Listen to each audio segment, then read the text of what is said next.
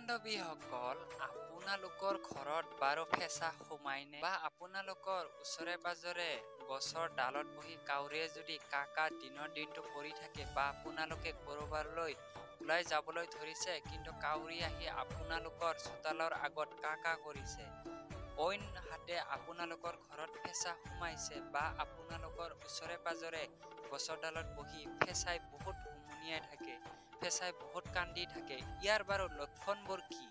ফেঁচা আৰু কাউৰীৰ আজি এই দুয়োটা পক্ষীৰ আজি আপোনালোকক সমস্ত সম্প্ৰসাৰণ কৰিম যে কাউৰী আৰু ফেঁচাই যেতিয়া কান্দে তেতিয়া আমাৰ ঘৰখনৰ অশুভ সংকেত কি বুলি আপোনালোকে ভাবে, ইয়াৰ গতিশীল সময় বা ইয়াৰ যি বিপদ আহিব লগা আছে তাৰে বিষয়ে আপোনালোকক আজিৰ এই ভিডিঅ'টোত সমস্ত কথা কম। আপোনালোকে এই এষ্ট্ৰলজি চেনেলটো ছাবস্ক্ৰাইব কৰিবলৈ একদম নাপাহৰিব।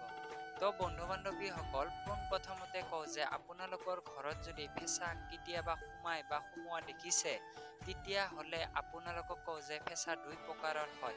এক প্ৰকাৰ হৈছে লক্ষী ফেঁচা, ২ নম্বৰ হৈছে শশান ফেঁচা। এতিয়া আপোনালোকৰ ঘৰত কোনটো ফেঁচা সোমালে ভাল আজি কম। আপোনালোকক কওঁ যে মা লক্ষীৰ ফেঁচা যদি গৃহখনত প্ৰৱেশ কৰে তেতিয়াহ'লে আমাৰ কাৰণে খুবেই ভাল, ঘৰখন কেতিয়াও দৰিদ্ৰ নহয়, সদায় সুখী ঘৰ হয় আৰু সদায় উন্নতিশীল হয়। আৰু যদি শ্মশান ফেঁচা আমাৰ ঘৰখনত প্ৰৱেশ কৰে বা সোমায় তেতিয়াহ'লে ইয়াৰ লক্ষণ হৈছে অশুভ, কাৰণ শ্মশান ফেঁচা শ্মশানতহে বসবাস কৰে।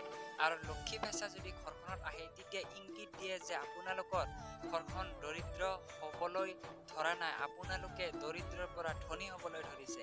সেই সংকেত বুজাই যদিহে নেকি আপোনালোকৰ গৃহখনত লক্ষী ফেঁচাৰ প্ৰৱেশ ঘটে।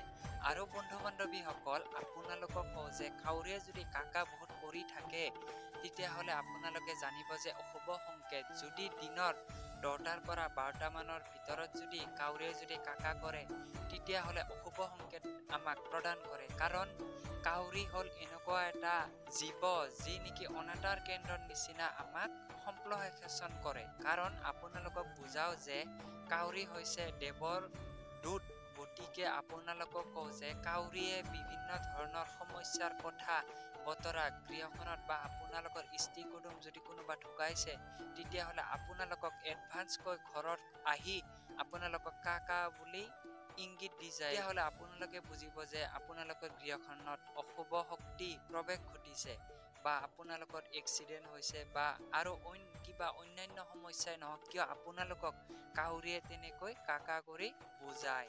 আৰু বন্ধু বান্ধৱীসকল, আৰু আপোনালোকক কওঁ যে মা লক্ষী ফেঁচা যদি আপোনালোকৰ গৃহখনত প্ৰৱেশ কৰে তেতিয়াহ'লে আপোনালোকে কোনো ভয় নকৰিব, আপোনালোকৰ উন্নতিশীল জীৱনৰ ঢৌ আহি আছে, আপোনালোকে দৰিদ্ৰৰ পৰা সুখী জীৱন কটাবলৈ আপোনালোকৰ সময় আহি আছে। এনেধৰণে আমাক লক্ষী ফেঁচাই আমাক ইংগিত বহন কৰে। বন্ধু বান্ধৱীসকল, ভিডিঅ'টো চাই আপোনালোকৰ কেনেকুৱা লাগিল এটা আপোনাৰ মতামত মোক কমেণ্ট যোগে জনাব।